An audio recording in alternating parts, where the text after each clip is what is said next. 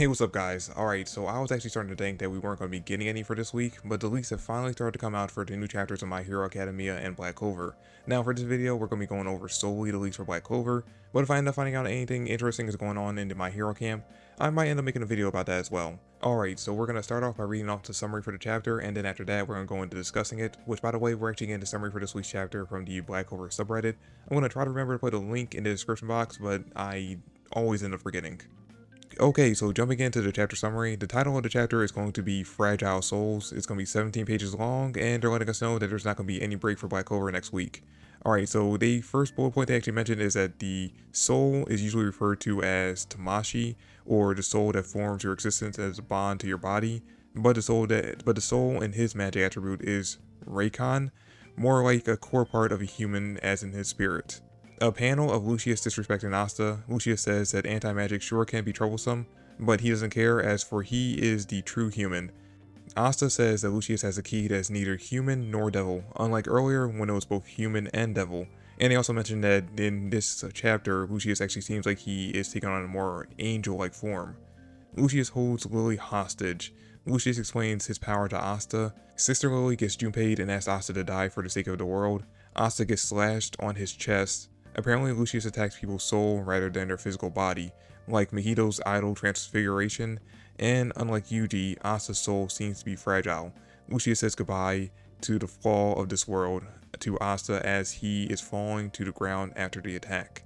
Okay, so that was kind of a very brief summary, but we'll kind of just take what we can get at this point. But yeah, I've actually seen some of the leaked images that go along with some of the parts of the summary that they actually mentioned, and yeah, they're actually kind of right. Lucius's transformation that we get in this chapter actually looks a lot closer to that of an angel or angelic-like figure than it does to a devil.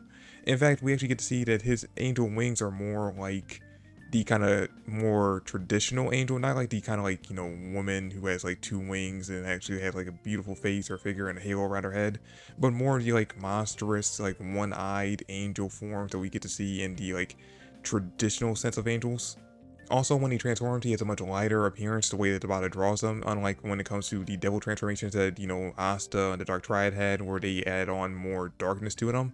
Now, I'm not saying that this transformation is confirming that we're going to be getting angels going forward, but I think the kind of clear contrast when it comes to a devil transformation to the transformation that Lucius has makes it pretty clear that he's not doing devil host type abilities. Like, he's not doing a devil union in this chapter or dark mode. He's doing something completely different.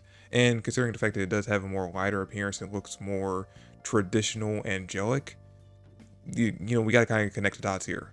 And considering the fact that Asta and Lucius are both already taken care of the king of all devils, it would make sense that for this next saga going forward, the antagonist that Tabata wants to go forward with could be angels instead. I mean, I've been saying for a while now, since back when we were fighting Zagred, that I think that angels could be a thing in the world once we got introduced to the idea of devils. And I thought it would be kind of interesting, especially after we now, I guess we can probably confirm that Udine is no longer contracted to Noelle.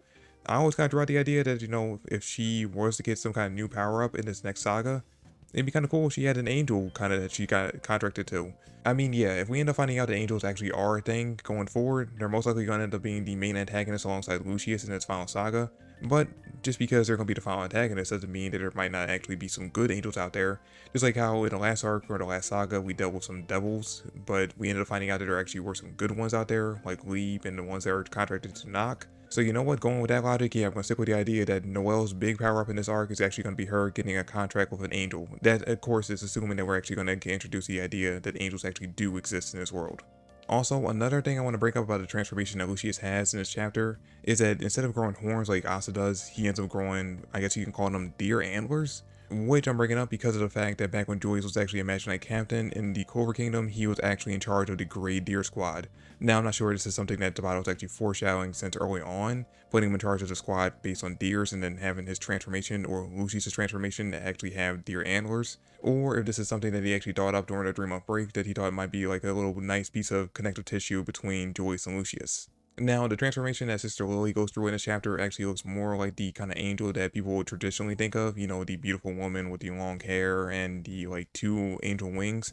Although I do think based on the illustration I saw, and it was actually just kind of like a close-up shot on her head, so I'm not exactly sure if I was seeing it right, but based on the leaked image I saw, it kind of looks like she had curved horns on her head. But man, I'm really conflicted because I really was against the idea of Sister Lily becoming an enemy or dying because of the fact that I didn't think we really needed her as a plot point to kind of push Asta into wanting to go against Lucius.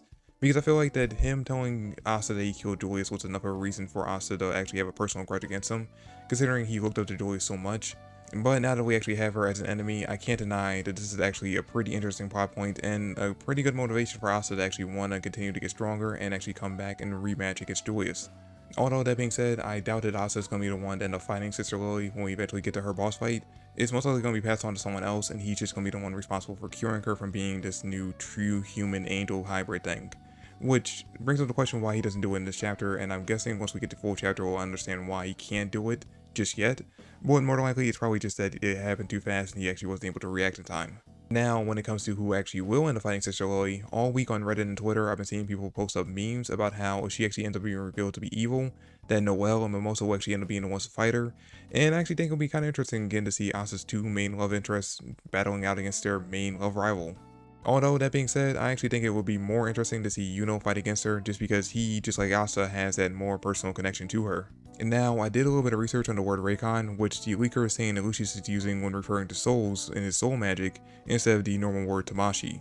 And basically what I ended up finding out is that Raycon in Shinto and Japanese Buddhism is the equivalent to the soul or spirit in Western culture.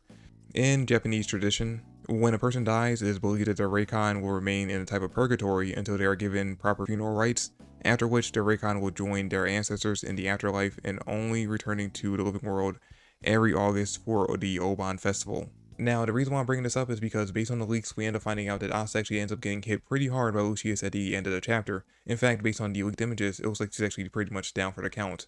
And we know based on the description of Lucius' magic that he affects the soul and not the physical body.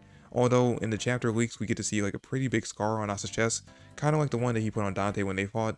But anyway, basically we know that Asta's soul was attacked by Lucius at the end of the chapter.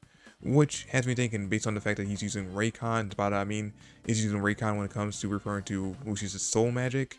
What if the attack that Lucius hits Asta with at the end of the chapter actually ends up putting his soul into Purgatory, which means that Asta will be off the board for the next few chapters of this arc, which means we could actually end up seeing a lot of world building be developed in order to find a way to save Asta from Purgatory. Like for example, we could go to the Diamond Kingdom, because we still haven't been there even though we've been talking about it since the beginning of the series, or maybe we can go to Yami's home country. That's been kind of foreshadowed multiple times, and I believe the previous editor for Tabata back when he was actually doing the Elf arc, I believe the editor mentioned that they're actually planning on doing an arc with Yami's home country. And also, we could also end up going to the Kingdom of the Dwarves and finding out more information about them and maybe their connection to angels or devils and find a way to save Asta in that way. If my Purgatory idea actually ends up being the route that Tabata decides to go down, we could actually see a lot of world building being developed in its final saga. But anyway guys, that's it for this video. Thanks for watching. I hope you all enjoyed it. If you did, please drop me a like and subscribe to the channel. I would greatly appreciate that. I'm trying to reach my first major goal of hitting 1,000 subscribers, and I would really appreciate your guys' help in getting there. But that's it for the video guys, thank you all for watching, and I'll catch you all in the next one. Peace.